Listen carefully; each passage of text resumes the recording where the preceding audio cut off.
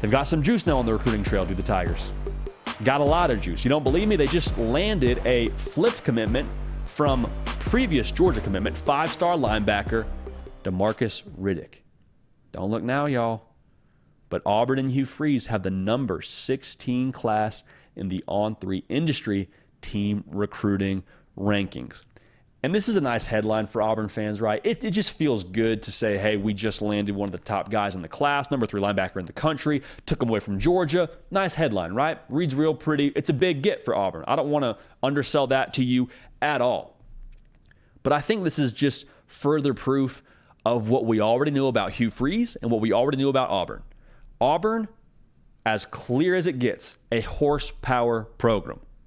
What do I mean by horsepower? It means they've always had it under the hood. Like, Auburn isn't in a situation where you have to really prop the brand up and prop the logo up and try and convince kids what Auburn can be. In a lot of these recruits' minds, Auburn is a very real power in the college football landscape. Now, was it that the last couple of years? No. But remember now, it wasn't all that long ago when Auburn appeared in 2 national titles and won one of them. That was in these kids' lifetimes. Very, very recently, to be real with you, in the grand scheme of history.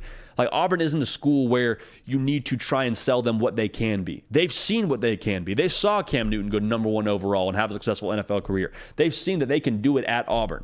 Auburn has a lot to sell to these kids. I mean, you don't believe me? Look at what they did in the transfer portal. Hugh Freeze pulls up, and he's been there for like 10 minutes, added 20 transfers. 20 transfers that I believe, for the majority, will start potentially even, for Auburn in 2023.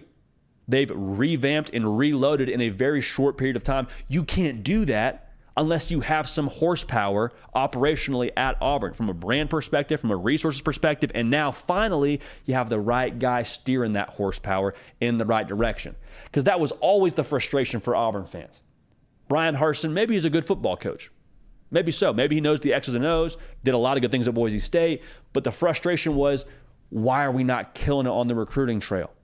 We've got the resources. We've got the brand. We're in the SEC. There's a lot to like about Auburn. Why are we not able to get this thing headed the right direction?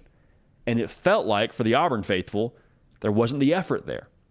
There wasn't the awareness or the effort, again, going back to that word, to get top talent to Auburn. There wasn't the understanding that, hey, we have to recruit top talent to compete with top teams.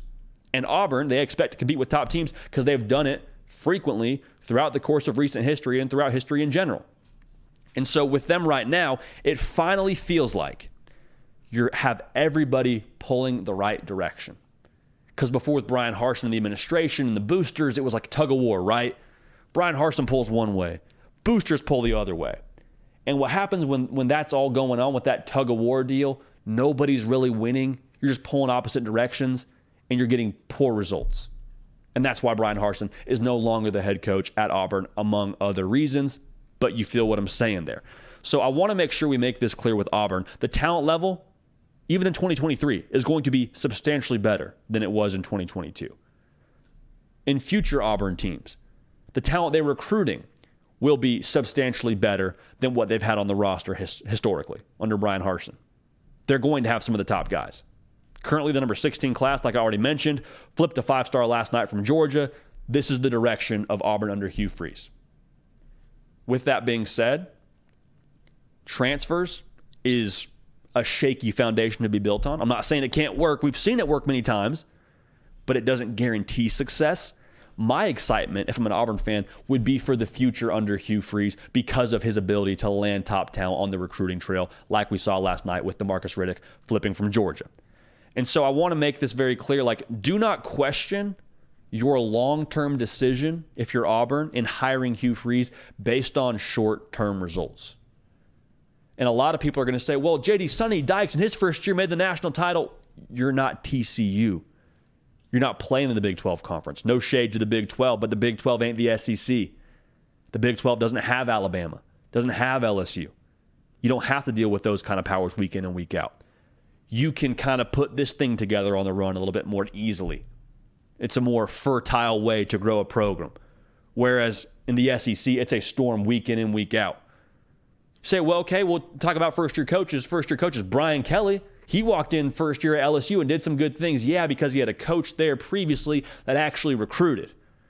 Again, I don't want to make this just a slam dunk fest on Brian Harsin, but like what he walked into roster-wise wasn't all that great. Don't believe me, take Hugh Freeze's word for it, take his actions for it, and the way that he has just been so aggressively hitting the transfer portal. It's not the same situation. So Hugh Freeze is doing the right things to build Auburn for long-term success. And I promise you, the competitor in him, he wants to win in 2023. That is 1,000% a part of the plan. And if all those transfers that you bring in amount to 9 wins and that works in year 1, great, phenomenal. If it doesn't, if it's a 6-win season, a 7-win season, cool, we got improvement and we got a lot of talent on the recruiting trail about to show up at Auburn, Alabama. Big Mo is in the building, as Chad Simmons likes to say. Big momentum is in Auburn, Alabama. I expect it to carry through with Big Cat Weekend and some more commitments potentially headed Auburn's way. We'll see what happens there. But it's not about 2023 with Hugh Freeze.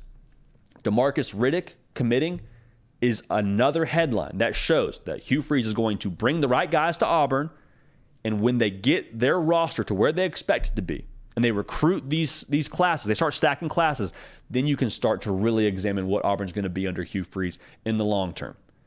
The SEC is a brutal spot to push a ship out into the harbor, out into the storm, that is the SEC, and playing all those elite teams week in and week out and trying to make sure the ship floats. It could happen. I'm not saying it won't. I'm not predicting that by any stretch of the imagination. But my excitement, my real optimism, my long-term hope is in the long-term results that I think are coming Auburn's way because of adding top talent and because of how they're going to recruit. So Auburn, big time get for them at landing DeMarcus Riddick. And I'm telling you now, they got everybody pulling the right direction. Auburn is going to be dangerous for the rest of the country. Hugh Freeze doing something down there in Auburn, Alabama. Hey y'all, thanks so much for watching. Subscribe to the channel here to make sure you don't miss an episode of The Hard Count. Also be sure to check out other videos on the On3 YouTube channel.